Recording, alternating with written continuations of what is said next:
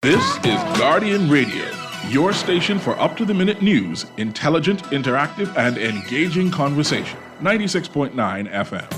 The views and opinions of the hosts and guests are their own and do not necessarily reflect the position of the management and staff of Guardian Network. The aftermath of every social revolution brings about change. Cultural norms and landmarks shift as our minds and hearts expand beyond the familiar. To everything, there is a season and a time to every purpose in the land of the living. This is our time to renew, revive, and restore the hope lost to the busyness of life. This is our time to dig again and rebuild from the storms of our past on a solid footing that holds. Welcome to The Foundation. The Foundation. Foundation. Foundation.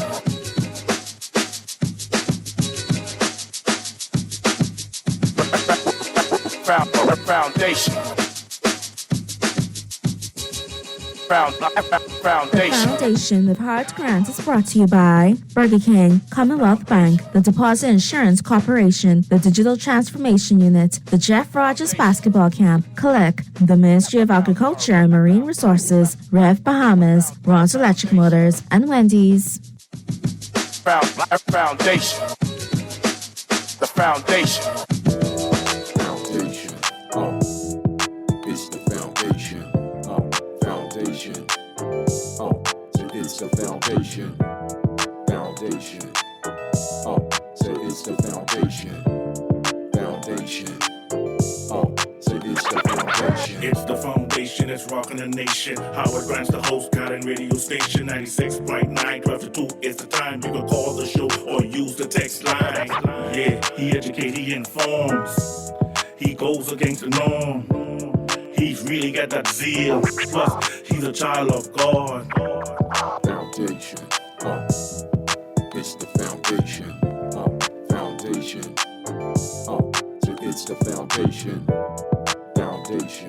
Good afternoon, ladies and gentlemen. 96.9 FM radio. Howard Grant in your company, The Foundation, on this beautiful Tuesday afternoon. I'm sorry, it's Wednesday. I'm out here wilding. Forgive me. It is Wednesday, a hump day. Excited. I know you guys are excited for that holiday that's going to be coming up on Monday. So I know that you geared up and kind of getting everything. I'm seeing CA and Aaron talk about who got clothing and who got this, who got that. I hope you guys are ready. You know what I mean? Get your clothes together. I'm going to be out here wearing my, I'm sure it's 4 seasons ago, right? I'm sure it's like 3-4 seasons ago. But one thing's going to remain consistent. It's going to be the colors. Come talk to me. It's going to be the colors. And so, guys, I hope that you're getting yourself prepared, geared up, and doing all that you can, all that's necessary as it relates to being able to prepare yourself for this 50th anniversary, man. It's a jubilee. It's a golden year. It's our golden anniversary. And I want to be able to say to you, without getting mad spiritual, I can be able to feel some things on the horizon. I can see some stuff. I'm excited about this shift. And I'm grateful to be able to contribute to this conversation for growth and development nationally. It's a beautiful day, guys. Make sure you pick up your newspapers. It's great supplements in there for all you persons out there who keep things for keepsakes. The Guardian has a Tourism 50th Independent Special Edition kind of tucked away in there.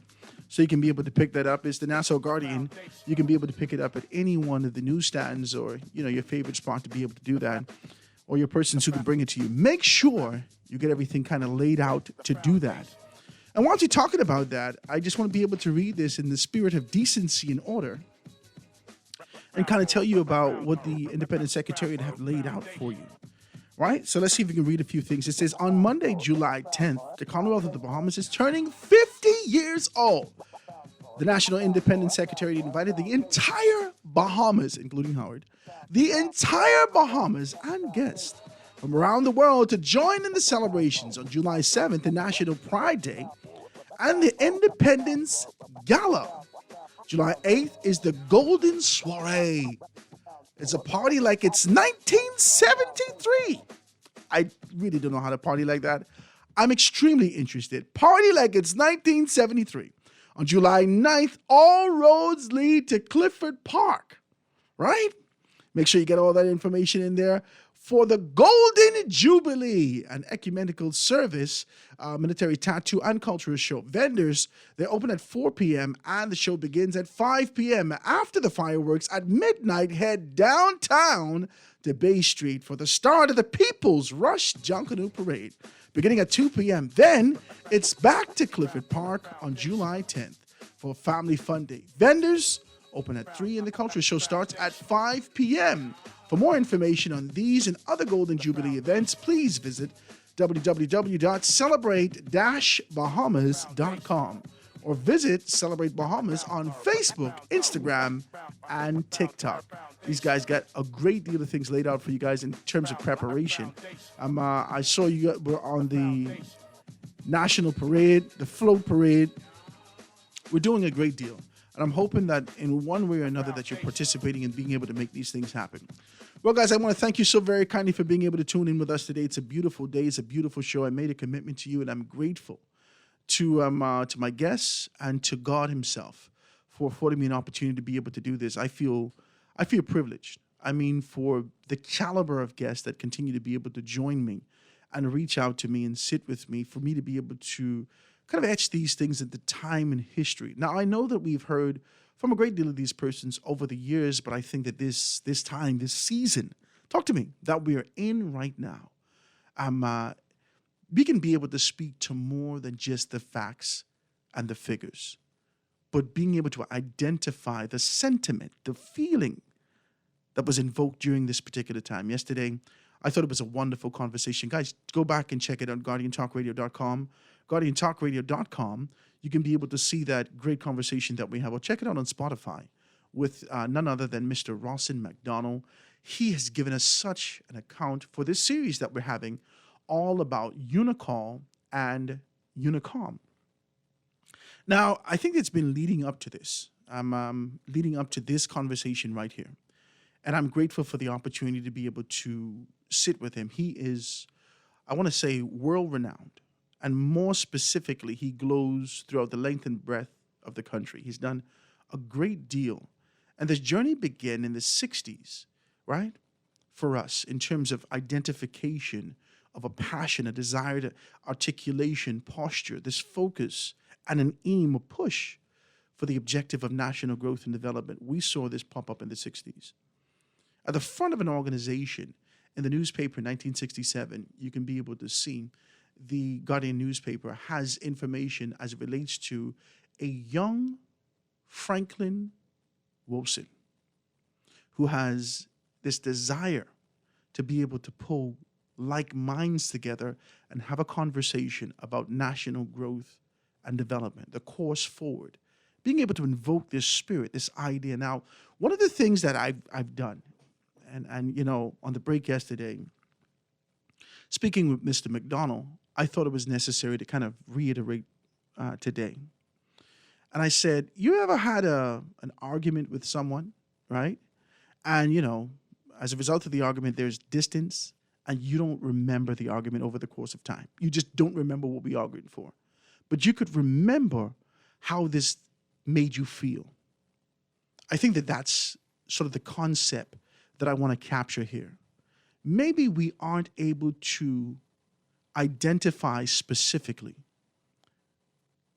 every minute detail as it relates to what happened in 1973, even the course before that. But we do remember. Our brothers and sisters that are still with us, conscious and able to articulate and tap into that memory, that nostalgic memory, we do remember how it made us feel as a people. The introduction and concept and idea of liberation, independence, access, and opportunity, the possibility of being able to realize your dreams. Ladies and gentlemen, I want to introduce you to none other than Sir Franklin Wilson. So Wilson, my brother, I thank you so very kindly for taking the time to speak with me today. How are you doing today? God is good. Praise God. My brother, it is a wonderful thing, and I want to say to you, I really do appreciate you sitting with me. Say good afternoon to the Bahamian people. Good afternoon. It's a privilege and a pleasure to be on your show and through your show to speak to the much wide audience. Thank you, my brother. I do appreciate it. Yesterday, we had a great opportunity. Over the course of time, you and I spoke, and I want to thank you so much for your time. I know that you're extremely busy. But you and I spoke, and you kept pointing me to former Prime Minister Perry Christie. And in when speaking with former Prime Minister Perry Christie, he pointed me in the direction of a person by the name of Rawson McDonald. Mr. McDonald and I had a tremendous conversation yesterday. I thought, it was one of the best I think I've ever had on radio over the course of time. I was fully immersed in that conversation to talk about the concept of national growth and development. I want to ask you, at the onset, 1967 comes around. You're off in university, you're coming back. Tell us about that time and what it did for you during that particular season. Well, let me say that I went to university in 1964. I went to a university called Dalhousie University in Halifax, Nova Scotia. And at that university was a Bahamian named Anthony Thompson. He just passed away very recently, and may his soul rest in peace. Anthony graduated from Dalhousie University in 1965 and came back to the Bahamas with an honors degree in commerce. And he had the distinction of being the first one to receive that honor because the program was just introduced that year. He came back to the Bahamas with a desire to be a chartered accountant. Not one accounting firm would offer him a job. Not one offered him a job. I graduated from Dalhousie in 1968 with the same honors degree that Mr. Thompson did. When I came back, every accounting firm offered me a job. Everyone. Mr. Thompson came back in 65. No one offered him a job. And 3 years later? 3 years later. And so to me, I tell that story because, in my view, it is concrete, clear evidence that majority rule, they really made a difference in the Commonwealth of the Bahamas. You know what's an amazing thing for me is that in those 3 years, a great deal of things have happened. Now, 1 year before you actually officially was done, you graduated, came back in 1968 and in pursuit of an actual job, occupation to start your life off. 67, you still had this kind of a passion, this idea that there needed to be something more. How do we get persons involved? And you formed, like you said, it was the brainchild of Perry Christie, but you formally administered this sort of a construction and identified with your brother an organization called Unicall. Tell us about that, how that came about. Well, what happened was, like I said, in the summer of 1965, or just prior to the summer of 65, in those days, of course, there was no internet and telephone calls were very expensive and so on and so forth. So I received a letter from Perry Christie and Bernard Nottage, both of whom were at university in the UK at the time. And the fact of the matter is, they had this idea. And in a nutshell, what it was is, look, guys and ladies, we were off in university, whether it was Canada, the UK, UWI. At the time, not that many Bahamians went to university in the States. Interesting. That's a significant difference from what happens today. So, but we were all over the world in universities and so on and so forth. And Perry Christie came up with this idea of, guys, look, man, when we're home this summer, we can't just have parties and play and stuff like that. We should do something. We should make sure we have an opportunity to interact and get to know each other better and exchange ideas and so on and so forth. And so that is what led to the formation of this thing called Unicall. And Unicall was a group that was formed, intended particularly for university college students, interacting and so on and so forth. That's all we thought. Well, once we started doing that, I mean, that thing in the summer of '65 just, I mean, it just became it was like the society was yearning for it, longing for it. And so it's just young people, just flocked to it. We met at our general meetings in the auditorium, what is now the Keva Bethel building at the University of the Bahamas. At that time, that was a part of the government high school campus. So we knew it at that point as the government high school auditorium. And those meetings that summer were just, I mean, it was the country had never seen anything like it. Because, of course, this was the first time that such a large number of persons who were off in university were home and they were interacting and so on and so forth.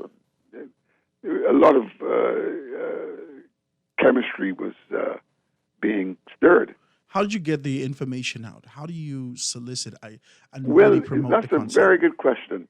Because at that days, like I say, it's not like there was no internet and so on and And so phone forth. calls were expensive.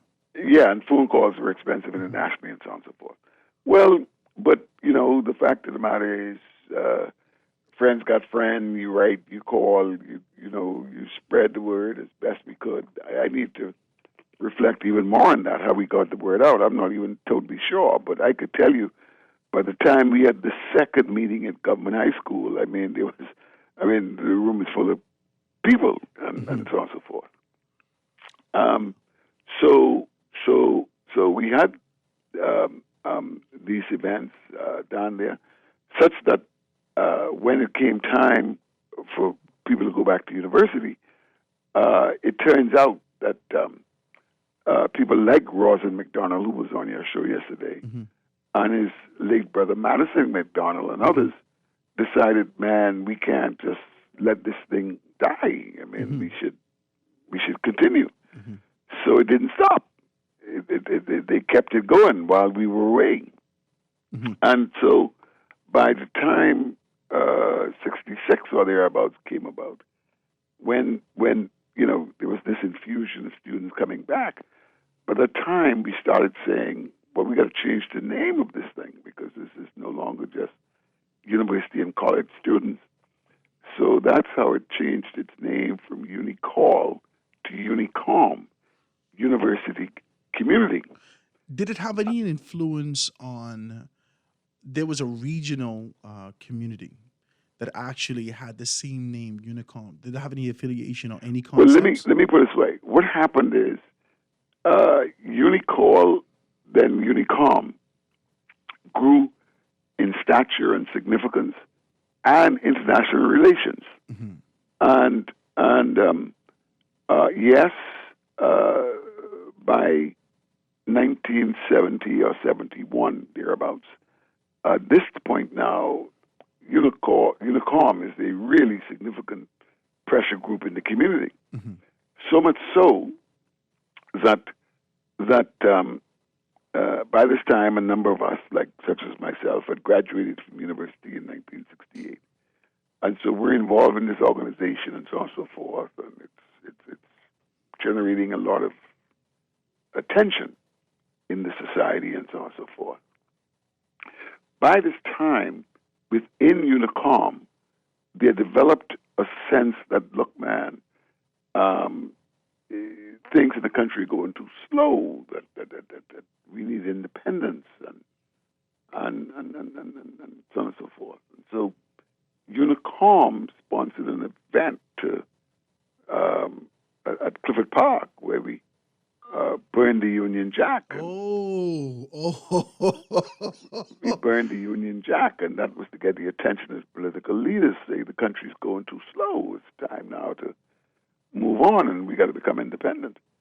And when was this? And I have a photograph in my office where the person who happened to be holding the Union Jack that we burnt happened to have been my late brother, Stanley Wilson. Stanley.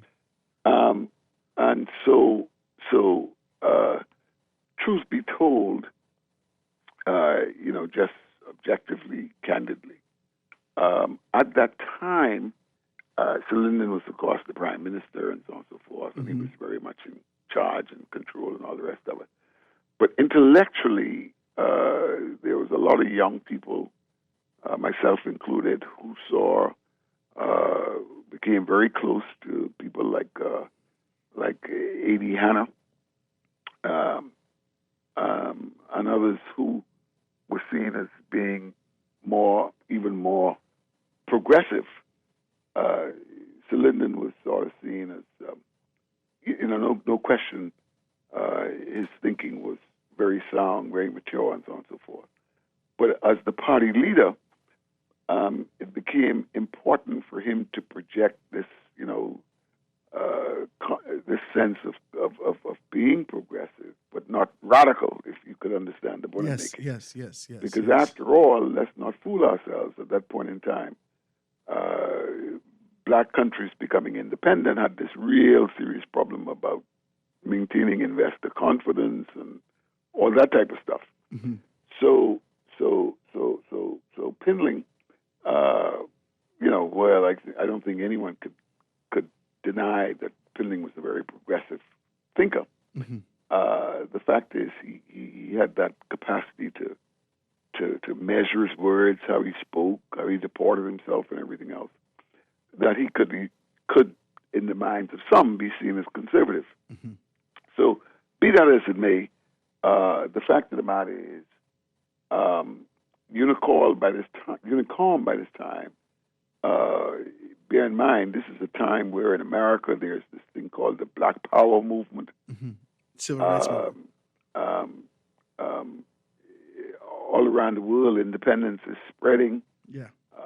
And so on and so forth. And at the time, socialism was very much, this was before the Berlin Wall came down, and Russia was a very major force in geopolitics and so on and so forth. Cuba had, Castro had become a force on a regional basis. So there's no doubt that Unicom attracted the attention of the American embassy. I could tell you that for sure. Where they were, thought that, we might be a group of young people advocating communism and socialism and all that type of stuff. So there did develop within Unicom sort of like an intellectual division in terms of, do we remain just a pressure group, or do we go further and actually form a party and to say go faster, to accelerate the pace of change? Now, I got two questions for you, because I know you're going to be able to spill out and tell me about the concept that came from there. But I got to ask this question, and only in retrospect, as we compare this time to your time, I need to ask this question to you. There is sort of acknowledgement of existence for young people. Like, you're in Dad, we could see you. But there isn't great participation as it relates to being able to push a national conversation forward for growth and development, not in this time. But in 67, 65, 66, 67, 68, we're seeing that young persons, including the prime minister at the time, is identified as with the intellectual capacity to be able to invoke real change. Right. What was going on during that time? Well, like I say,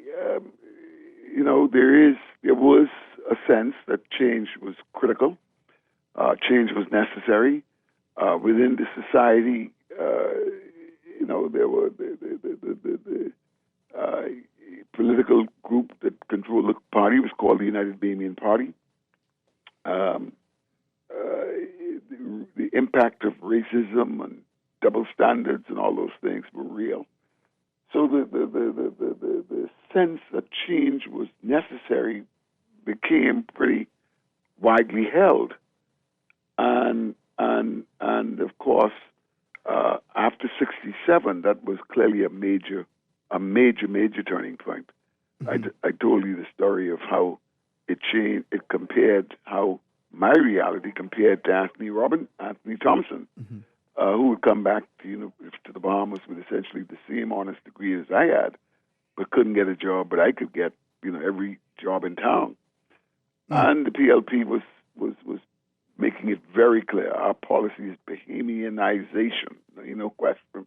And so businesses knew that, look, this is it. I mean, getting work permits became more difficult. The government insisted and mandated that, look, if you want a work permit, you got to show us where you're training people to take over. So that was the times. Those were the circumstances. In 1967, right? There was a turning point for this organization, like you said. Unicom eventually became Unicom. Unicom has been identified socially as an organization of young people who have the intellectual capability, they have the exposure, the experience, and they're on fire, prepared to be able to move the country forward. Now, internally, there was a conversation, right? Yes. I recall Sean McQueenie on the stage as you guys spoke to the fraternity idealism conversation, indicating that you would have been approached by the formal organization, the PLP, during this time. Tell me about that. Yeah. Well, what happened was two things of note happened.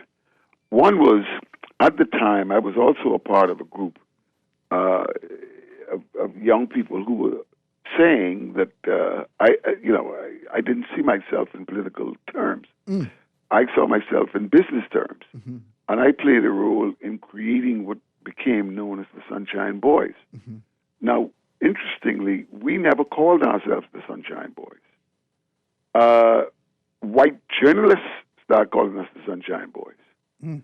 And they started calling us the Sunshine Boys to juxtapose us against the white UEP boys. Which was the Bay Street Boys. Which was the Bay Street Boys. Okay.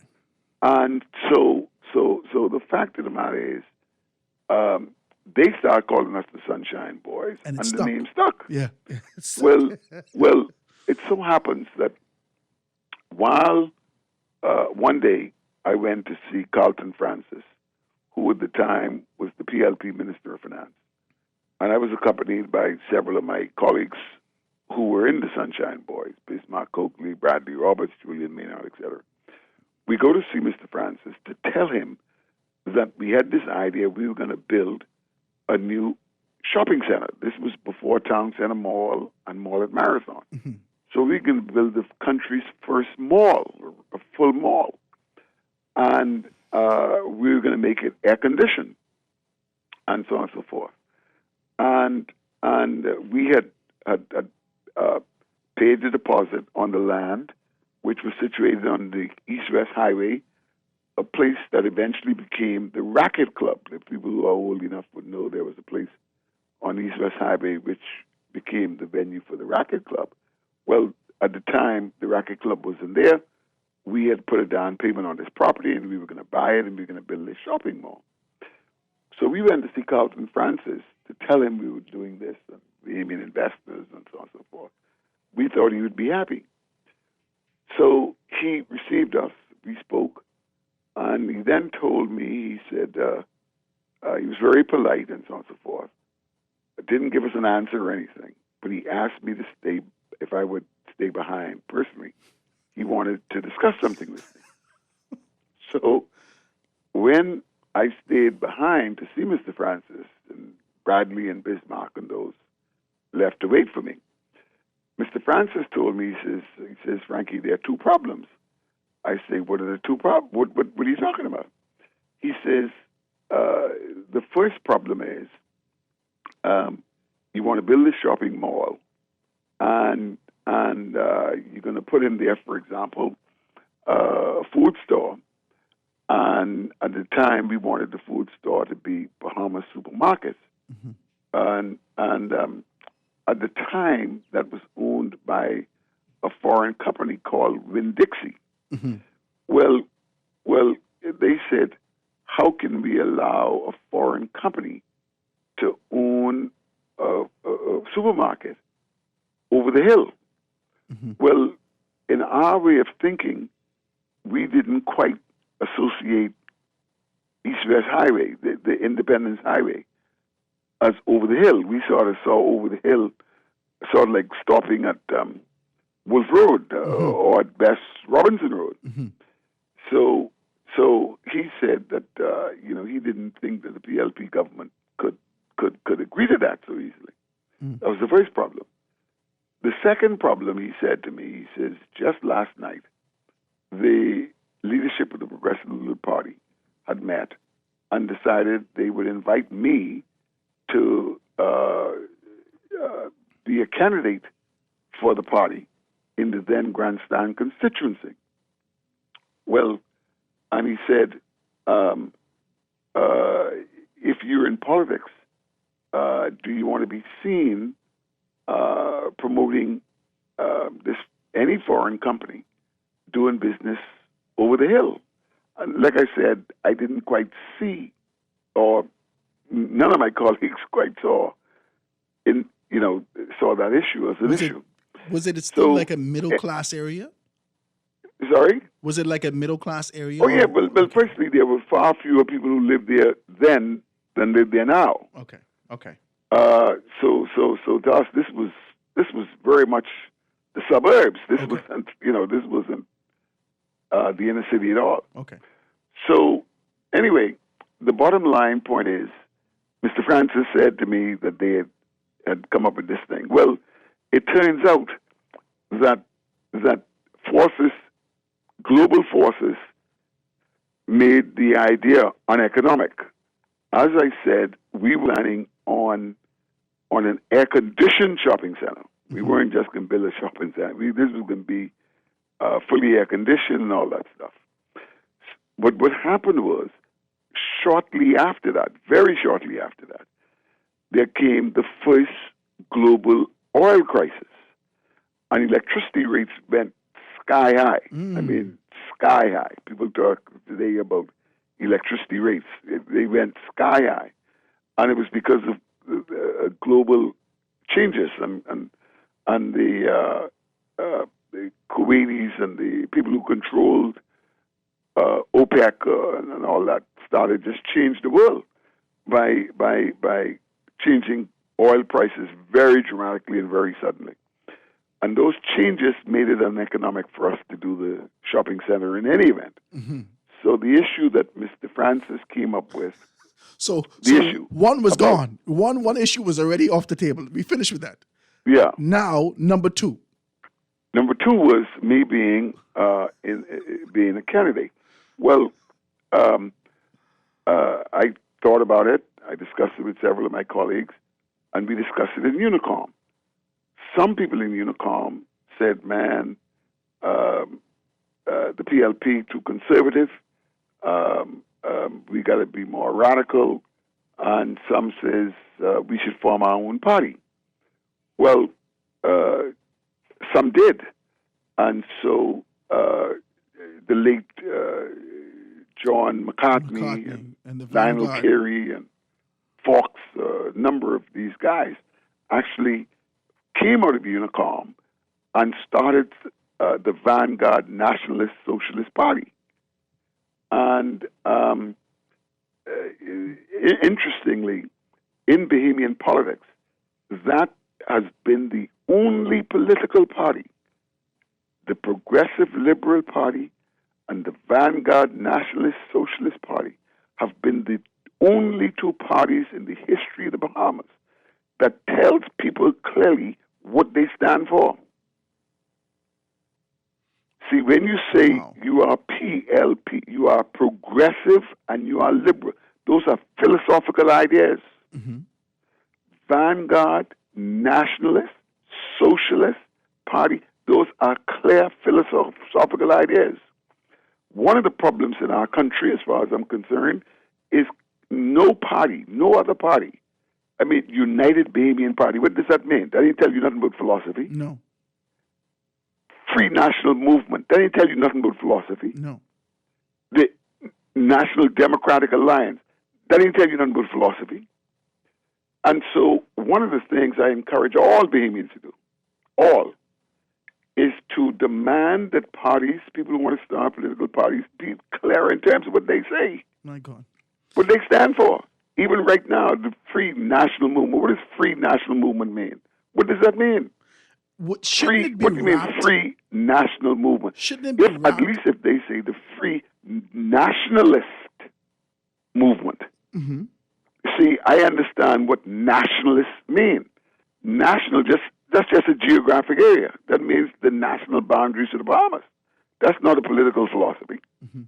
But shouldn't it be wrapped in the Constitution in terms of their application and some of the convictions that they stand for? Shouldn't it be wrapped in the Constitution of these organizations? Yeah, but it got to start with A. The fact of the matter is, I say that there's only two parties that ever made it clear in their name. In the name. In their name, not the country's constitution. Okay. In the party's name. All right. So my point to you, listeners, today you have this thing called the Coalition of Independence. What the hell is that? That is their number no philosophy. Free National Movement. That says nothing about philosophy. United Bahamian Party. That says nothing about philosophy. I love this. Mr. Wilson, Sir Wilson, I thank you so kindly. Now, hold on. I got to take this quick commercial break. If you give me 2 seconds, I'll be right back with you. Ladies and gentlemen, 96.9 FM radio. I am so excited.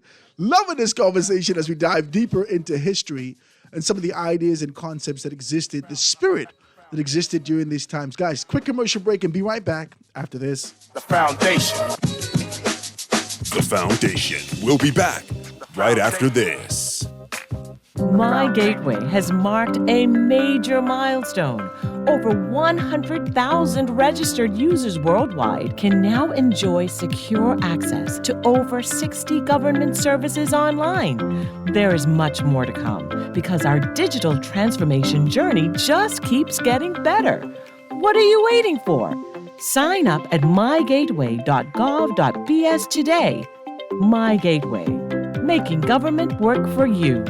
Guardian Radio and the Foundation are on the move. Bahamas, this one's for you. SBT, Small Business Thursdays. Every Thursday, the Foundation with Howard Grant will highlight small businesses throughout the country, far and wide. Your products, services, prices, and personality. We want to hear it all. Get your 30 or 60-second advertisement heard on air at a fraction of the cost. We here at the Foundation understand the times and don't want you to be left behind. With Guardian Radio, you reach your specific demographic and it is unmatched. We reach daily. Get your products off the shelf and your services in their hearts. Small Business Thursdays with the Foundation, only on Guardian Radio 96.9 FM. For more information, call 302-2300 or the Help Me Howard line at 827-0111. SBT. Small Business Thursdays. Get your business moving today. You've tried everything. ASUS with your mother's cousin's sister's auntie, and even hiding your money under your mattress. But is your money safe? Your Bahamian dollar deposit in a member bank or credit union is insured up to $50,000. If anything happens, your deposit up to the insured value will be returned to you thanks to Deposit Insurance. Visit Deposit Insurance Corporation at www.dic.bs. Protection for your money, guaranteed with DIC. Bahamas Games? What was the purpose of the games? The purpose is twofold. One, to bring Bahamians from throughout the Commonwealth of the Bahamas together through sports. And the second, to find talented athletes throughout the Commonwealth of the Bahamas to be trained and possibly make it to the Olympic level. When the games is? This July 7th to the 15th. For more info, call 322-1029. This is Guardian Radio 96.9 FM. Fresh news, smart talk, all day.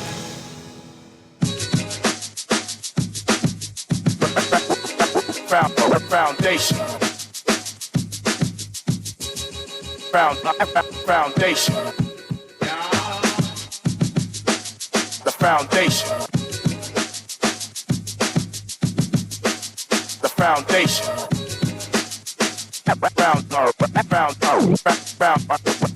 Foundation. And we are back, ladies and gentlemen, 96.9 FM radio. Howard Grant in your company, the Foundation, on this beautiful Wednesday afternoon, July 5th, the day after independence of the United States of America. We continue to be able to prepare ourselves in celebration for the 50th Jubilee here in the country. And in preparation for that, if you're just tuning in, I'm speaking other than Sir Franklin Wilson And I'm really grateful for the historic lesson.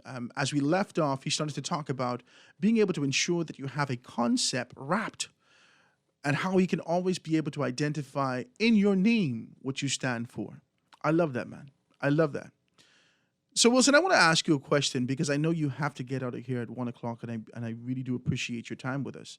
But I want to ask you a question that has to do with the contrast of the organization Unicall that, blossomed conviction. It gave way to entrepreneurialism, opportunities, being able to connect in governments. So many things happened within the organization for persons who are really passionate about national growth and development. You yourself did a great deal of things and continue to do great deal of things throughout the length and breadth of the country. I want to ask you about this origin, the inception, that particular point, Unicall, and what it did for the country. I want to know from you whether or not, how do you contrast what Unicall did and how the established men and women within politics genuflected and sort of gave way to Unicall, and compare that to the dispensation that we're living in? Well, let me say this to you. It ain't that older people genuflected and gave way to Unicall. That's not the truth. Okay, let me hear The truth is, young people got to fight for things. I like this.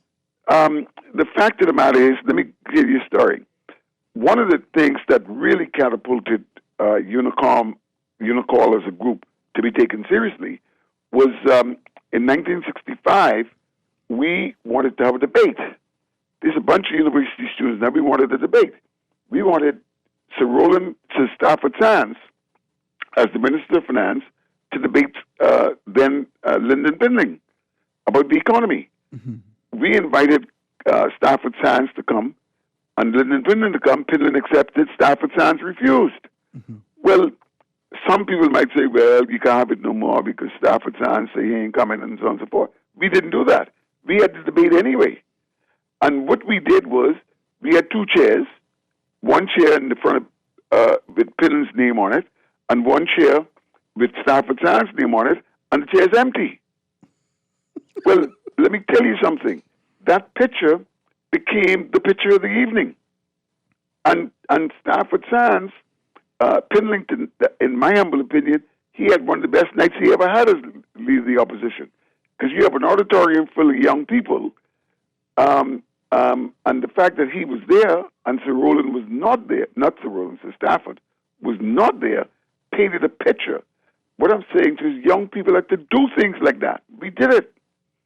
Such that later we invited Mr. Peter Graham, who was the UBP Minister of Labor, to come and debate Mr. Roy Johnson, who at the time was the head of the Trade Union Congress. And Peter Graham came. He had to show up now. He came up, and to his credit, I say this for the records, Mr. Peter Graham, I am convinced, he acquitted himself extremely well, and young people, and they were respectful, they listened. Mm-hmm. Stafford Sands, in our view, he just sent the wrong message, and today, certainly in the minds of a lot of people of my generation, we see someone who was lacking in courage. Mm-hmm. Do you believe that there is room in this day and time with the advancements, the evolution or de-evolution, however you want to look at it, of this generation as it relates to a mindset for national growth and development? Absolutely there is. Absolutely. But any young person thinking about a Unicom 2.0 or whatever you want to call it, man, you got to be genuine. You got to be serious. You can't. It goes back to, from my generation of people, a powerful, powerful message came from U.S. President John Kennedy. And it was, ask not what your country can do for you. Mm-hmm. Ask what you can do for your country. Mm-hmm. That spirit, that is the spirit that I hope we end our 50th anniversary of celebration of independence, that we begin the next journey on, that becomes the question. What can I do? Not what the country can do for me. Mm. See, if I look very candidly at what is the biggest difference between the Bahamas, one of the bigger differences between the Bahamas of 1973 and the Bahamas of 2023 is there were more people who were, whether they were in lodges, whether they were in service clubs, wherever they were, people who were willing to give, to do for the country or for the group, as opposed to give me. It's in politics. In politics in 1973, generals in political parties were not paid. Generals brought things to the party. They brought things to the candidate. Today, the candidate got to give money and they got to pay and so on and so forth. There are churches who are paying people to do roles, which in 73, you did it for the church. You did it for the Lord. You didn't ask for no money. I mean, how are you going to ask the church? You go to church, you're trying to help God. You're trying to do something for the kingdom. You're going to tell the church they got to pay you to play the organ. Wow. Or to do something. How could you do that? That's a major, major shift. In politics, definitely. I ran in 1972. In 1972, the people who in the constituency grandstand, man, they were out there. They were helping me. It wasn't looking for me to give them stuff. I ran again in 1997. The change in this country was a sea change. If you ain't had something to pay and give and so on, it's a major change. And I truly believe, I say to all my sisters and brothers in the Commonwealth of the Bahamas, man, get out of this head, this idea about what the country can do for me. Today, people sitting on boards, the government appointing boards, everyone know how much they paid. Wow. In 1973, the boards wasn't paying no money. Today, how much they paying? Everybody will know how much they paying. Wow. That's a major shift when you talk about mindset. It's that major shift, in my view, captured in the words of U.S. President John Kennedy. Ask not what your country can do for you. Ask what you can do for your country. I truly believe if that spirit, if that sense is rekindled in our country, if that is rekindled, everyone's going to be better off. Wow. Everyone's going to be better off. Because, you see, I end on this note. You know, I heard a preacher say one time about Jesus on the feeding the 5,000. You know, I heard a preacher say that I have come to accept, in my view, the miracle Jesus performed that day was that he inspired that if there were 5,000 people there was a goodly number of them who had food. Mm-hmm. They had things, but they were hiding it. They were hiding it. This mine, I ain't sharing. Jesus inspired them to share. Wow. And because they shared, it turns out that the truth is they had enough food for everybody and more. Wow. If there was the spirit of sharing and caring, that to me is, I've heard a theologian put that forward as that was probably the real miracle. Wow. And I don't know whether it's true or not true, but that's the spirit in which I operate. Wow. If we have a country where people are more focused on sharing, man, being a part of the group, sharing, as opposed to me, grab me. That me thing is the surest pathway to the country on 100 years being in a worse position than it is today at 50 years. Mr. Wilson, Sir Wilson, I want to thank you so very kindly for your time, my brother. I do appreciate it, and I want you to know that we have gotten so much from you in terms of contribution. I pray that the Father continues to be able to bless you and all your organizations and companies and let you know that the seat's always available for you to give us a little bit more of this history. Thank you, my brother. I do appreciate it. Okay, buddy. Thank you. Thank you, man. Ladies and gentlemen, 96.9 FM radio, 1 o'clock on the dot, his phone started ringing. Guys, this man is a man of business. We're grateful for that opportunity. Let's take this quick commercial break, get to news, and be right back after this. Foundation. The foundation. The foundation.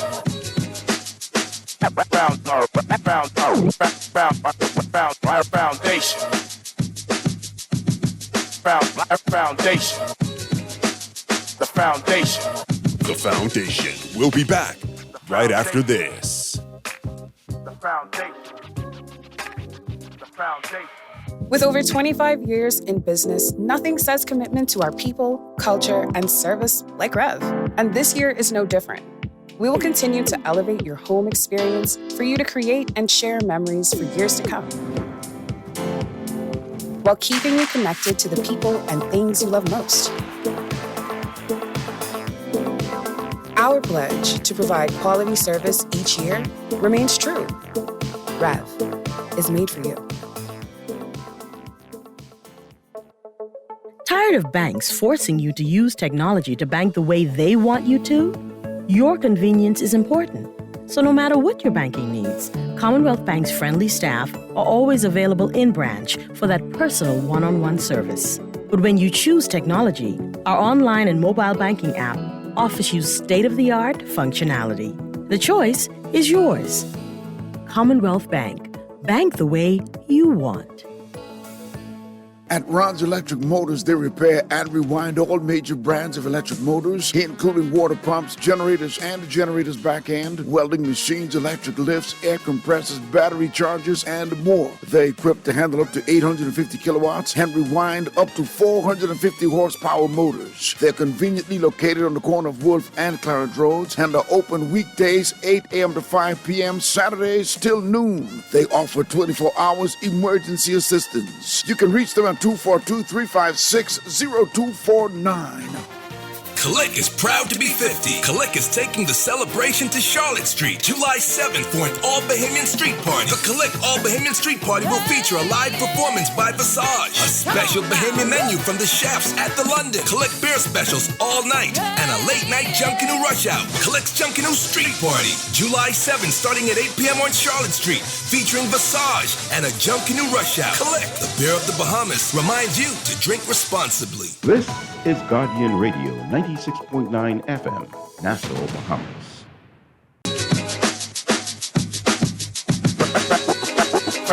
Foundation. Foundation. The foundation. The foundation.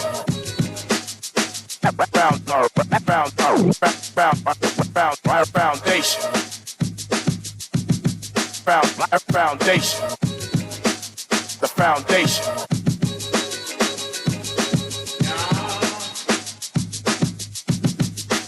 The foundation.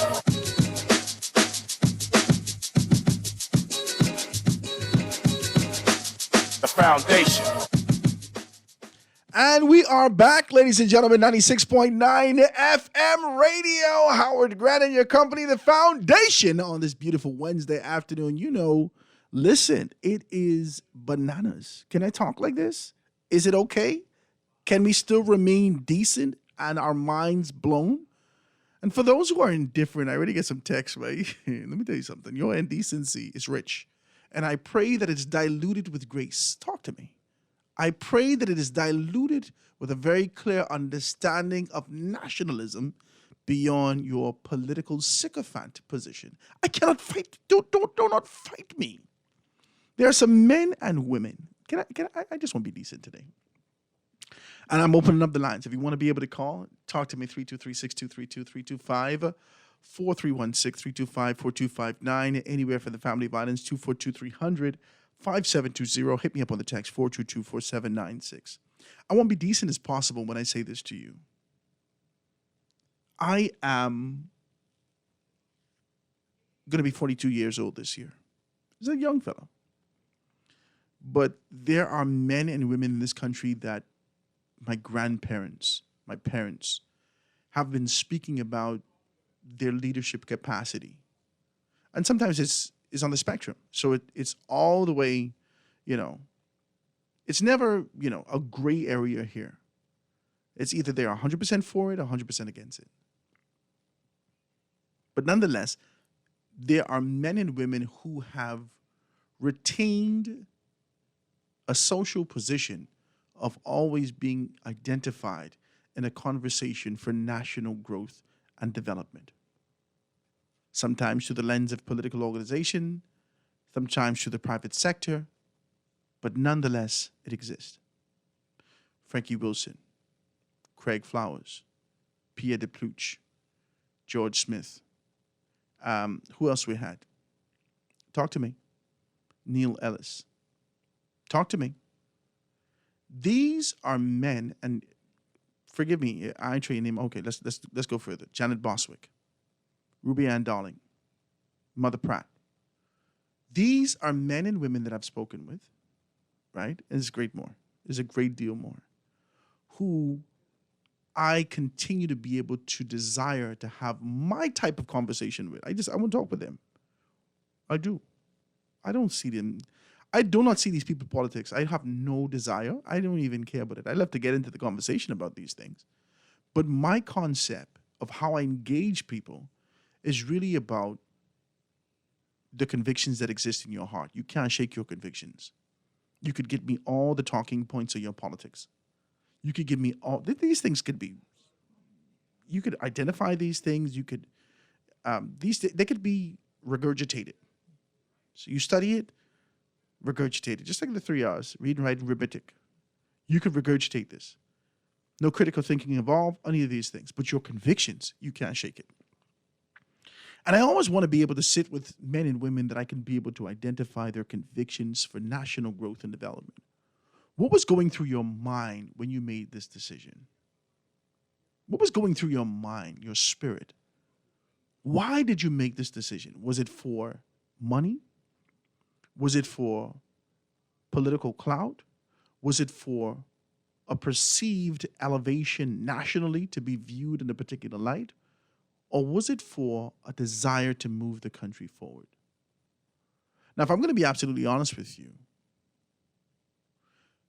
for the most part, a great deal of men and women who have found themselves blossoming from a political standpoint in the 60s and early 70s, let's say early 70s, and really participated in national growth and development, participated in the conversation, participated in the construction of how society should run from a tangible standpoint, but spoke to the philosophical intangibles of where the country should go. I only find them before, most of them, let me be decent, most of these people exist and retain that conviction who participated pre-1973. Can I say that? A great deal of persons who have this unyielding, undying, concentrated passion for national growth and development,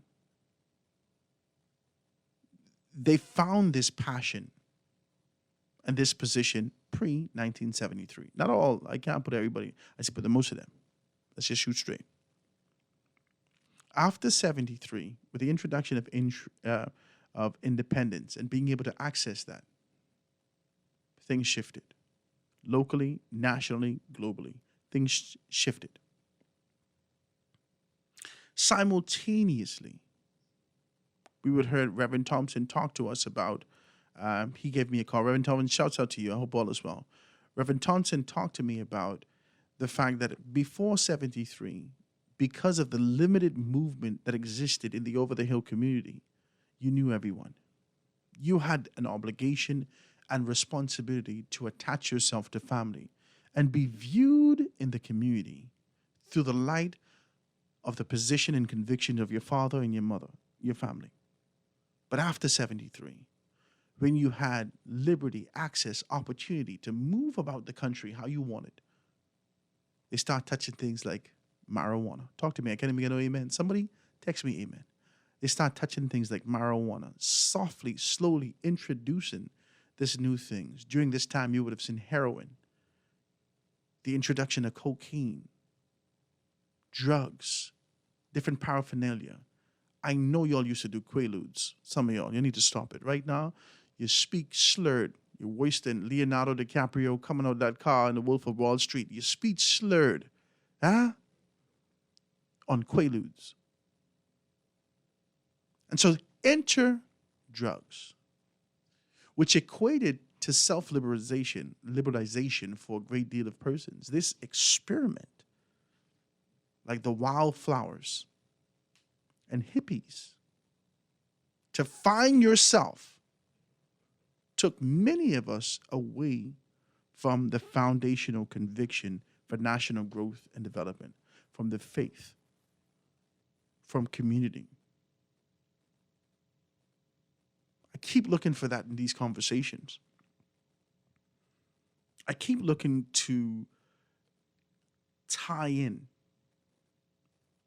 this concept of how the introduction of independence from a nationalistic perspective led to the introduction of self-discovery through experimental drugs, which took many of us off the path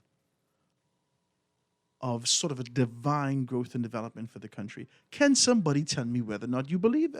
Am I talking foolishness? If I talk in foolishness, hit me up, 323-6232, 325-4316, 325-4259, anywhere from the family of Islands, 242-300, 5720, or 422-4796. There seems to be like a consistent concept that's linked to these things.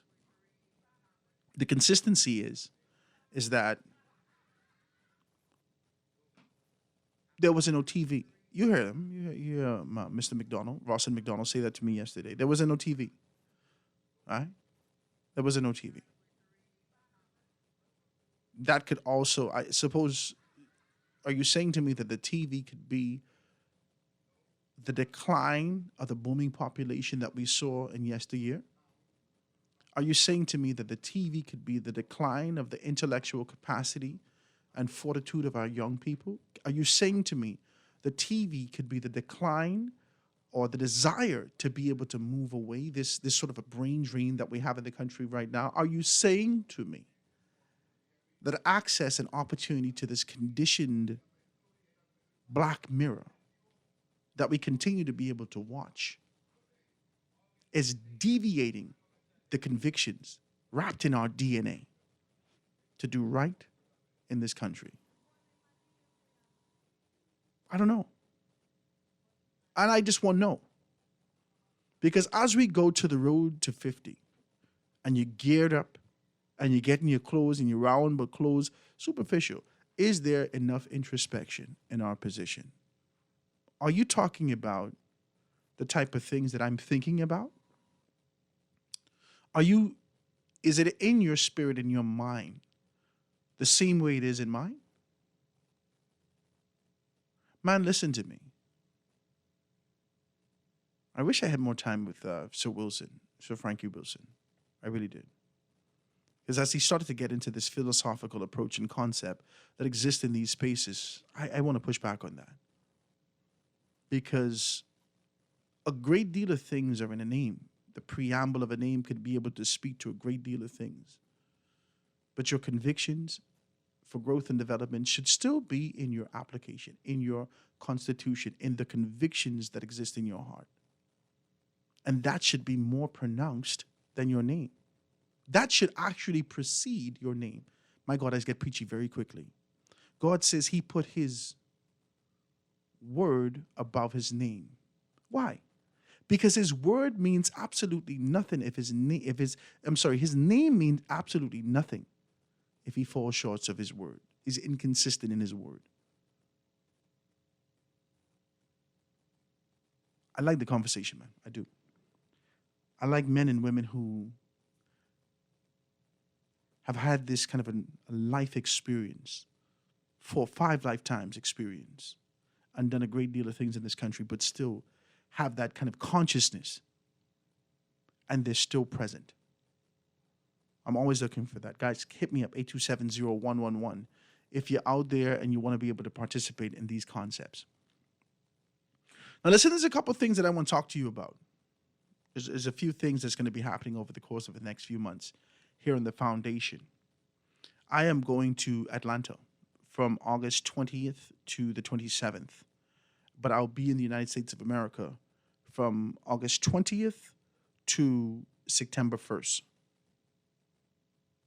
I'm going to Earn at Your Leisure InvestFest. Headlining the festival will be Puff Daddy, Sean Diddy Combs. This is a festival that's also included Steve Harvey. Now, this isn't just entertainment. You need to stop. Go up online, check it out, InvestFest. It's going to be in Atlanta, Georgia, at the Georgia Congress Center. This, for me, and I'm already reaching out to persons to be able to have conversations with the Atlanta Commerce and all the organizations that exist in that particular space, a great deal of the organizations over that course of time. And it's only to be able to contrast how did Atlanta become the black mecca of the United States of America after the relentless, almost, people continue to be able to wallow over this concept and idea of the rejection and eradication of Black Wall Street. But here comes Atlanta. And the black bourgeoisie still exists in this space. Now, Dr. Umar Johnson don't like these people.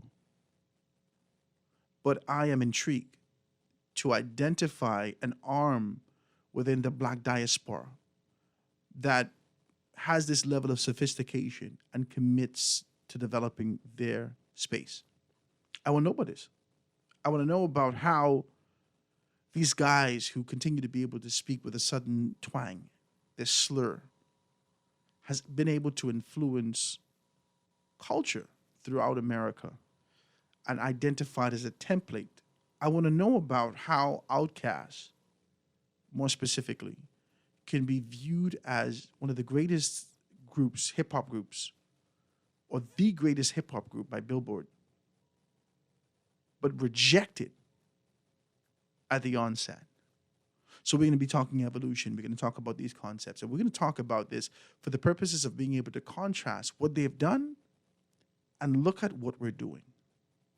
I mean, that's what my show is going to be about. Then after that, we're going to go to China. We're going to talk about tech. We're going to talk about these particular concepts that exist in there. We are going to be out of here on the move. I'm grateful for that. I'm grateful for the opportunity to be able to participate in this space. Now, we could do this on our podcast, but I'm truly grateful to God for an opportunity to bring this to the entire country as I go. So we're going to be live from Atlanta, live from China, and wherever else we go. We're going to be doing this thing live and in full effect. I cannot do this without you. I cannot. I cannot do this. I mean, beyond your listening participation, beyond just hearing me out and tuning in and saying, oh, I can't, my boy Howard over there today, my God.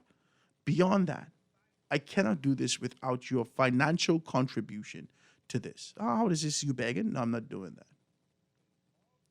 There is a relentless conversation that exists within media that says hosts and media personalities are being sold out to the government. That's what you all say. Hosts and media personalities are being sold out to the government. More specifically, this administration is identifying and absorbing any and everyone who has a modicum, an ounce of influence socially in preparation for what they want to do. I don't fight this administration for their agenda. The other day, we talked about this idea associated with what your agenda would be. You talked about what the PLP is doing, and then I asked, well, what is the FNM's agenda? If you could see clearly that the PLP is identifying strength within the media and absorbing it into their fold for the purposes of ensuring that they could be able to kind of skip into the next general election, what are you doing as the public as our communities to identify and retain these people in spaces that can speak truth to power. Because we are mere men. And bills are real. And so I say this to you. If you want to be able to support Howard Grant and the foundation to retain this level of conviction and this type of conversation with strength and speaking truth to power without fear of victimization and separation from the microphone, hit me up, 827-0111. Was that too much? Is it too much to say? You've never heard it like that before. Your member of parliament is supposed to be committed to you and your constituency. He or she. But their commitment is to a government who provides them opportunity. Because that $28,000 can't do nothing for nobody. Just be very clear. If there is a voice that speaks truth to power and you can see that there is a shifting in a particular direction, it ain't got to be Howard. It could be anyone. It is time that we invest in these things. Over the course of the next few weeks, I'm going to be putting some stuff out there, and I want you guys to participate. I'd like you to. If you want to give me a call and say, Howard, hey, listen, how can I help? 827-0111. Just hit me up with a text. Don't fight me if I don't answer the phone right away. I might go here, I go pick up a chair and whatnot. 827-0111. It is time for us to get out of the 21/7 and be able to reach the far corners of the world. We don't have to wait to be dubbed ambassadors of the United States of America, of Korea, of France, or wherever else there's aspirations to move. We can just go. Identifying those progressive elements that exist in those societies and introduce it in real time right here on Guardian Radio 96.9. Participate in the thing. Don't fight me, baby. Let's make this happen.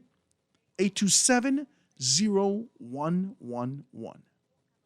I need your sponsorship to take this show from where we are. Or do you just see this as entertainment in your day? I don't know. But I can't just be sitting behind this mic, baby. I got to travel. I got to go to the world and see exactly what's happening. Participate in the thing, guys. 827-0111. This is Guardian Radio 96.9 FM. Howard Grant in your company. I'm going to take this quick commercial break and be right back after this. Foundation. Foundation. The Foundation. We'll be back right after this. The foundation. The foundation. The foundation. The foundation. Come celebrate Independence the BK way with our new Independence King Combo. Enjoy a flame grilled beef patty topped with savory bacon, arugula, crisp onion rings, and our special tropical sauce on a brioche bun. Served with fries and a drink for a flavor sensation fit to celebrate every year. Top off the Independence celebrations with our new Guava Sundae or frozen guava lemonade. Our Independence King Combo and treats are available for a limited time at Burger King Nassau, where taste is king.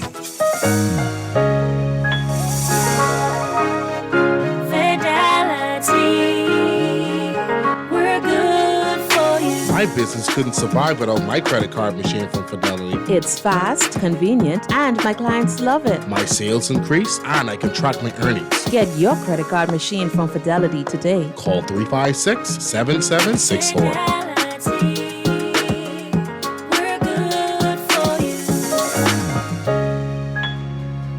A lot of folks are wondering, what is the Agrarian Awards?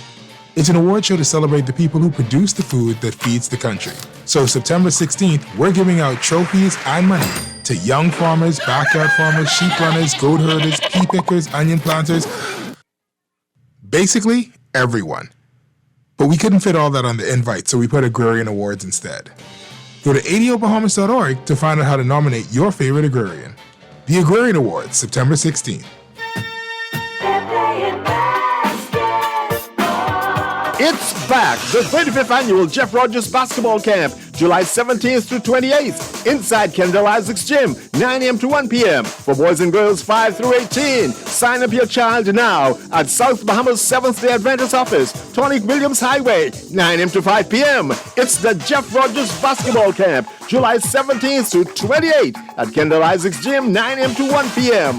Special appearances by NBA stars, legends, and coaches. The 35th annual Jeff Rogers Basketball Camp, it's back. Collect. The Bear of the Bahamas has given you 5,000 more reasons to be proud to be 50. Just purchase a 3-pack of Collect at participating liquor stores and bars for your chance to be one of our 5 lucky $1,000 winners. Winners will be announced every Friday starting June 9th. Collect's 5K giveaway to celebrate 50 years of independence is officially on. Just purchase 3 Collect for your chance to be one of 5 $1,000 winners. Follow Collect on social media for more details. Collect, the Bear of the Bahamas. Drink responsibly, but... Foundation. Foundation. The foundation. And we are back, ladies and gentlemen, 96.9 FM radio, Howard Grant and your company, The Foundation, on this beautiful Wednesday afternoon. It's a panel discussion. We started off the top of the show with Frankie Wilson, Sir Frankie Wilson, being able to talk to us about some things. Young people is mad triggered out here. You are mad triggered. And, you know, I'm going to tell you this. You are mad triggered, all right?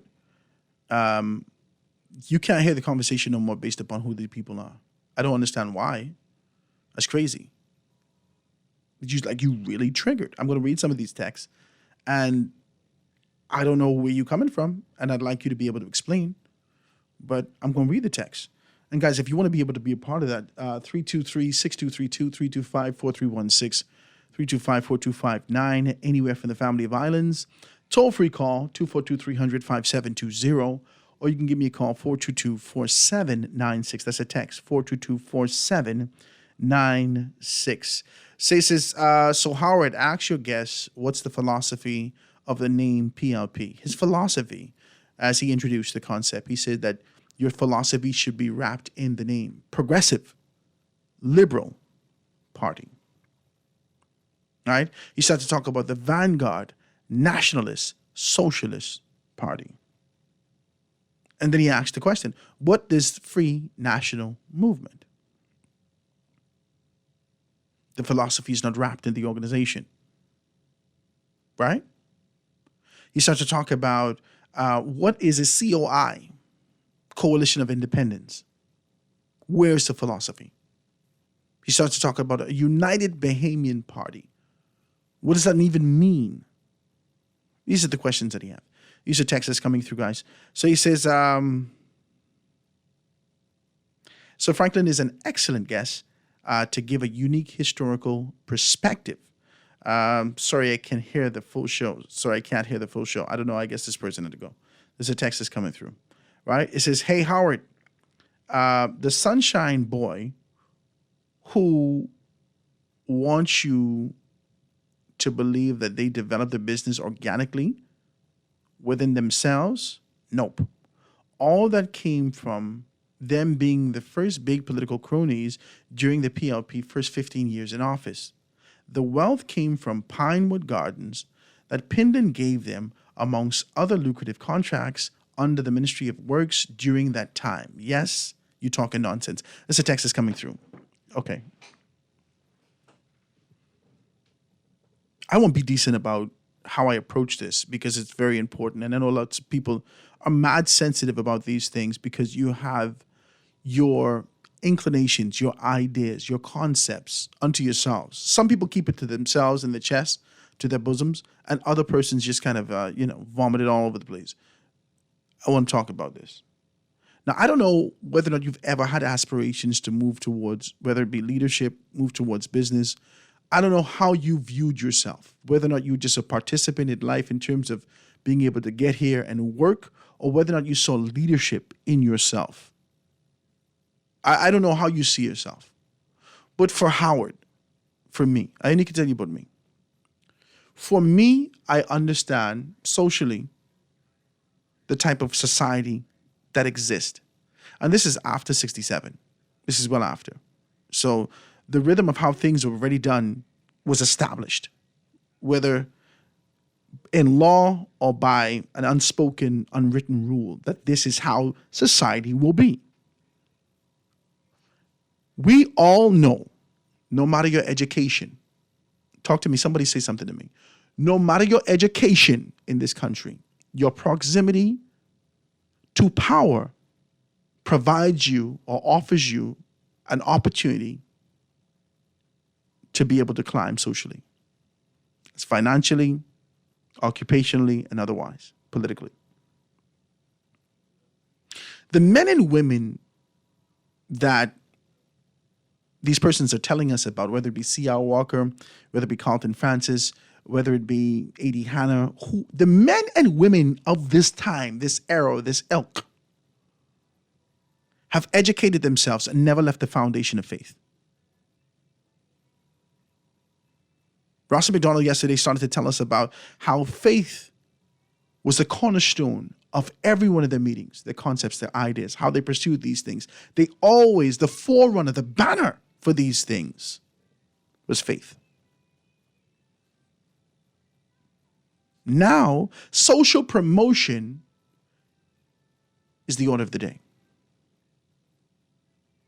Now, is it for Howard Grant? I don't want to be your friend and cuddle up and cozy up next to you in this society when you have the proximity to leadership, and I can see myself moving towards certain levels of leadership without being able to ask you a question. Maybe that's just a black man in me, but I'm going to ask you, hey, listen, Frankie, I see you doing a great deal of things, man.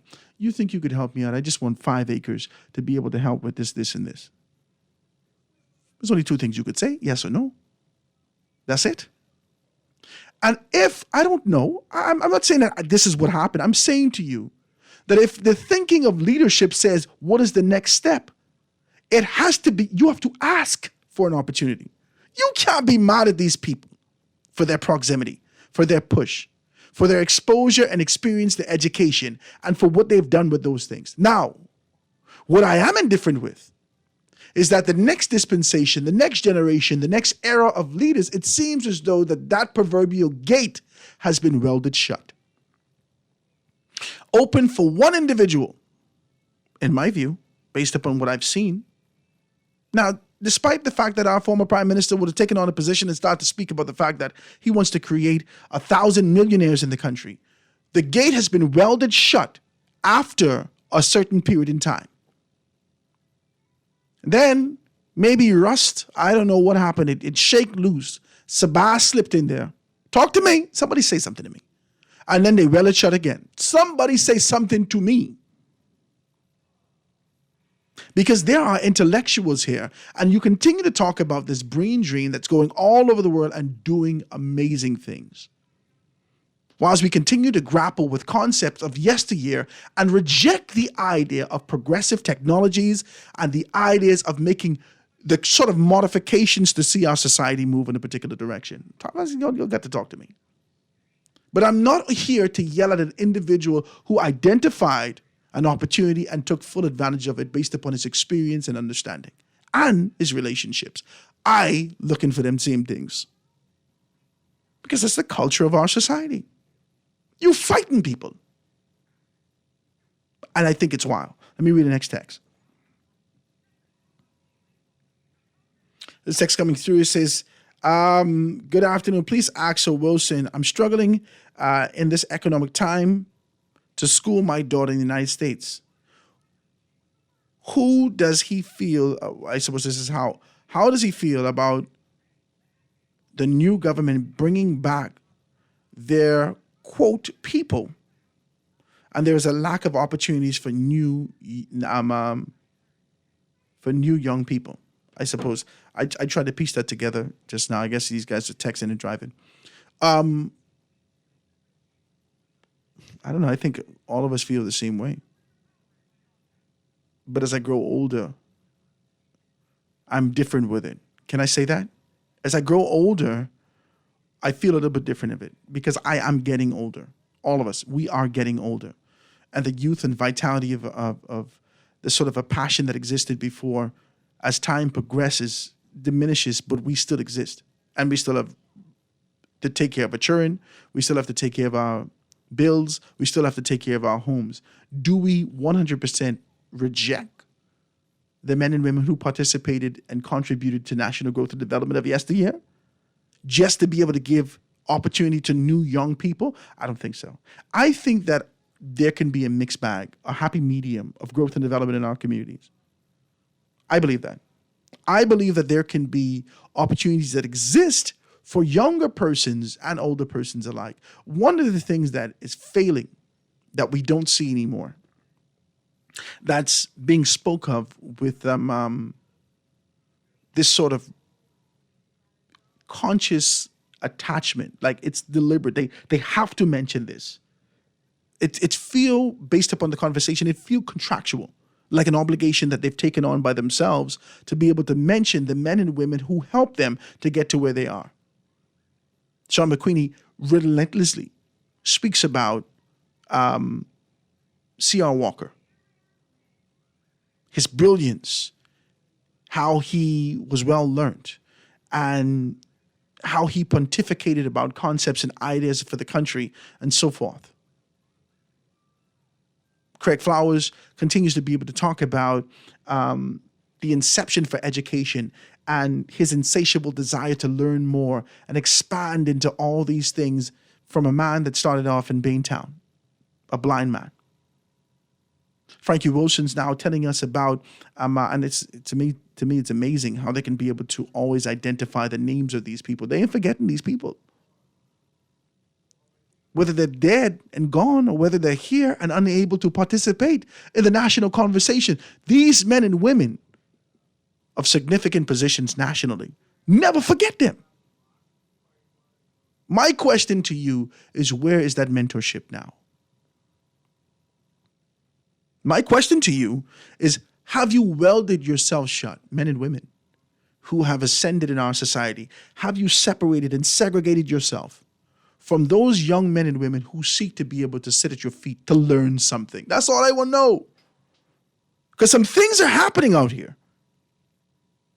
And young people still have desires, but they're looking to people like Les Brown, Steve Harvey, and all these people, books, and these places without faith and without a cultural understanding of who we are in this country. They're looking elsewhere. They're looking abroad. And there is a wealth of knowledge that exists in this space. So maybe it's the fault of all of us. Maybe it's the fault of the older generation who didn't take up the torch of mentorship.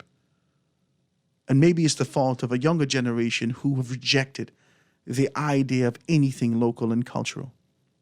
The line's open, guys. If you want to be able to be a part of that, please do so. There's a telephone caller. Caller on the line with us live. Go ahead. Hi, how are you? I'm good. How you doing? I'm okay, thank you. Very deep discussion today. You know, Howard, this how do I put it? This matter has been set Mm-hmm. long generations before you young guys Mm-hmm. or even conceived. Okay, as far as when you say about the wealth is not so common when you realize it, because it started off with the monopolies on.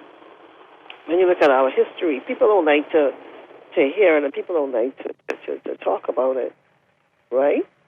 But when you look at all of the major businesses in this country, they're on lock, and it's been that way, okay? And when I say on lock, you have the certain you call them these boys or this businessmen and whatever, these companies, real estate, okay?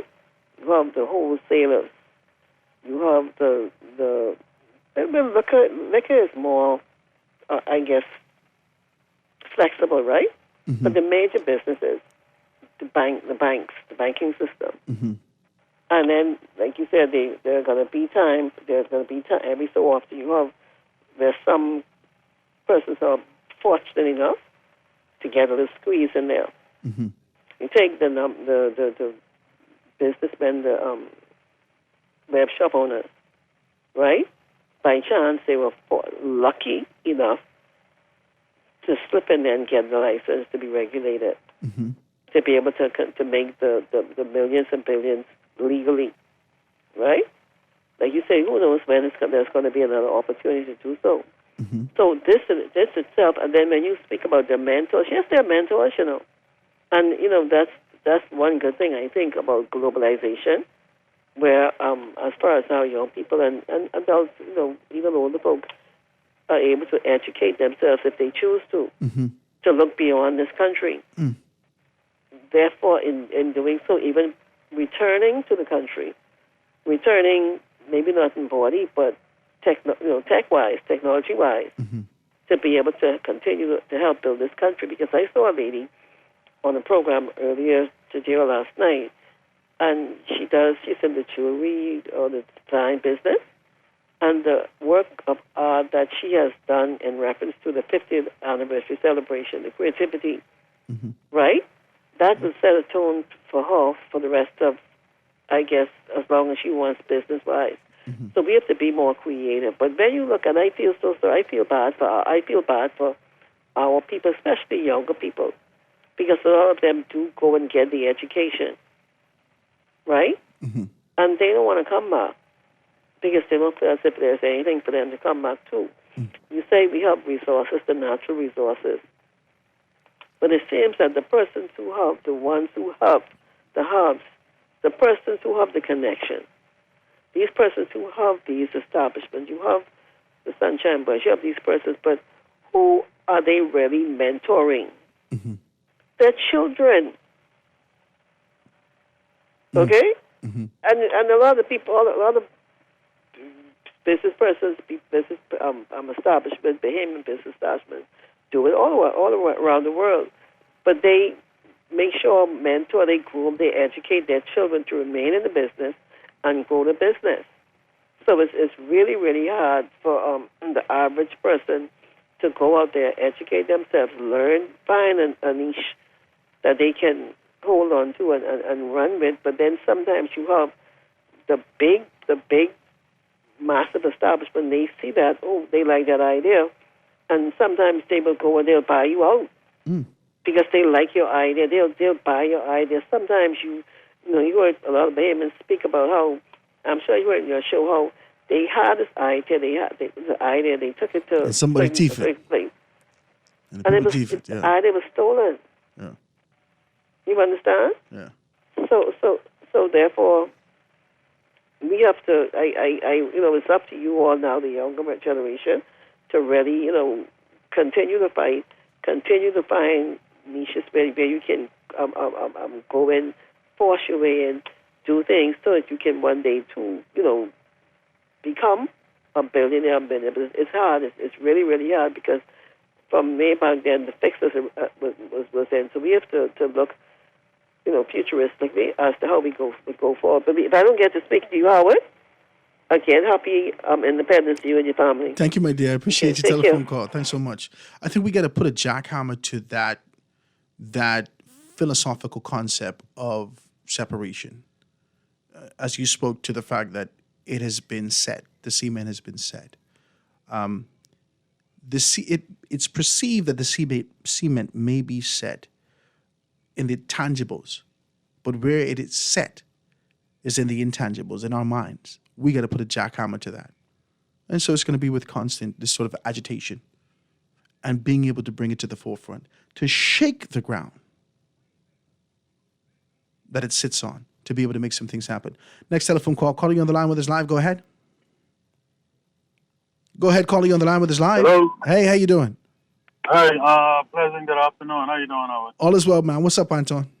Everything's cool, man. Sorry I missed the conversation with Sir Franklin Wilson. I'm certain that it was a very interesting, informative, and foundational based one. Absolutely. Based upon where he's come from and what he was able to accomplish, etc. Absolutely. I want to echo something that you said, but I want to expand on something else. Go ahead. I can hear you. Go ahead. have-nots in the country is, and I'd use a local saying. We have this black crab syndrome, Howard. Yeah, I can hear you. Go ahead.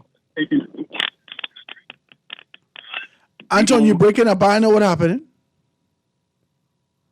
Anton, call back for me, my brother, before we get out of here. We get 6 minutes before we get out. Give me a call back. I couldn't hear you. I don't know if you got me on the speaker in the truck or in your car. Is this you? Go ahead. Go ahead, Anton. Yeah, you can hear me? I can hear you better now. Go ahead. Good. I was saying to you, a part of the big problem that we have in the country, on two points, one of 2 points, is we have a feeling that we try to create for each other. We say that we want opportunities to flow. When some opportunities start to flow for others of us, we have this local saying called the black crab syndrome that kicks in a very bad way in our country. I think that's one of the big problems we have. We have a challenge seeing each other rise to successful levels in the country, right? And can you hear me, Howard? I can hear you. Go ahead. And the second point that I want to make is, and I agree with what Ms. Mortimer said, right? In terms of opportunities being locked in, and that's a fact. That's a fact that goes back 40, 50 years in our country. However, Howard, there are many other opportunities that can be unlocked in our country for Bahamians to realize wealth in our country. It's been a very long time, Howard, since we've had a government that has focused on wealth creation and wealth generation, creating those opportunities for Bahamians, not only to rise to middle-class status in our country, but to rise beyond middle-class status, to upper middle-class status, and to wealthy status in our country. And I believe that the government that I support, the Prime Minister that I support, Howard, I believe that he has the plan for it, and I'm looking forward to him bringing that plan to fruition even more forcefully, so that we could change the dynamics in our country. Can you hear me, Howard? Yeah, my brother. I'll end on this note, Howard. I believe, Howard, that we need to focus on getting that square deal in this country. We need not just to focus on political majority rule, but we need to focus now on economic majority rule. And I heard the Deputy Prime Minister, Minister of Investments, during his wrap-up speech in the fiscal 2023-24 debate, speak to this idea of looking to create a new generation of multi-Bahamian millionaires in this country. And I'm just looking forward to it being realized. Thank you for the opportunity. God bless. I'm sorry I missed that conversation again, but hopefully I'll catch you on the rebound. Thank you, my brother. Appreciate you. GuardianTalkRadio.com. GuardianTalkRadio.com. You can be able to pick that up tomorrow on Spotify and talk about those things. I had some stuff I wanted to kind of say, and hopefully that would lead me out. But I see the next telephone call coming through. Caller, you on the line with us live. Go ahead. You got 30 seconds. Hi, good afternoon, Howard. Hey, how you doing? Fine, thank you, buddy. My log family. Absolutely. As an extension to what Pat was saying, right? Yeah. How can a 26-year-old Canadian come to the Bahamas hoping to get a job as a restaurant server and end up being the restaurant manager at the Swimming Peaks at Bahama? Mm-hmm. 26-year-old, It's not a specialty restaurant. So when are Bahamians really going to get the opportunity? Wow. That Bahamians can actually do many of these jobs, and they keep concentrating on the Haitians taking the job. But, there are other jobs that actually go unnoticed. So that's a question for the Minister, Keith Bell. I appreciate you. 26-year-old at the restaurant manager, Bahama, and South. And, that's something the guidance should follow up on. I appreciate you, my brother. All right, We got to buddy. look into Thanks. that. I appreciate the telephone call. We got the next one, 30 seconds. You got a call? Call you on the line with us live. You got 30 seconds. Go ahead. Yeah, good afternoon, Howard. Hey, my brother. What's happening? Yeah, I chime in. I was listening to you, but I chime in. I've never heard such BS in my life. Firstly, the government can't create no millionaires, man, okay? 50 years of nothingness. And, I agree with the last caller, but, the government has abandoned us. It's clear. Just like the 12 o'clock sun right now, Howard. Have a good day. I appreciate you, my brother. Thank you so very kindly. That's quick. I appreciate that. Now, listen, I want to talk about these things. I want to talk about the one constant that I've heard that separates this generation from the former. And the constant was a pursuit for national development, and our current position is the pursuit of finances. That's just what it is. people get jobs and commit themselves and work to be able to get themselves through school with the hopes and expectation, aspirations to be able to do what? Make money and live in a particular lifestyle. That didn't happen in the 60s and the 50s and other spaces. They knew that their participation towards a greater good. They had to do something bigger than them. That doesn't happen now. People get in where they fit in and they make modifications when the money look good. Things are changing, ladies and gentlemen. Things are changing. And the only thing that can be able to keep any of us constant and committed is the convictions that we carry. Whether that be faith, whether that be nationalistic, whether that be family-oriented, whatever the convictions are is the constant that we will see in this life. And so the only question I have, where do your convictions lie? This is the road to 50, baby. We're talking deep and hoping that we could see a better course over the next 50. Ladies and gentlemen, tomorrow is Small Business Thursdays. If you want to be able to participate in that, we got Arawak X being able to come in. So I'm excited about that. Please give us a call. 827-0111, 827-0111. We're diving deeper into this. On Friday, we get Sean McQueenie to wrap this thing up and diving into it. I thank you so very kindly, ladies and gentlemen. You have a beautiful day. We'll continue to be able to do all we can to contribute to national growth and development here on the foundation. You see tomorrow, God spare. Stick and stay for Chicago with Z Live after this.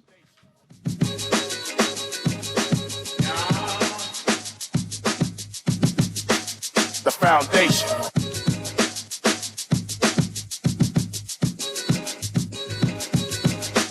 The foundation.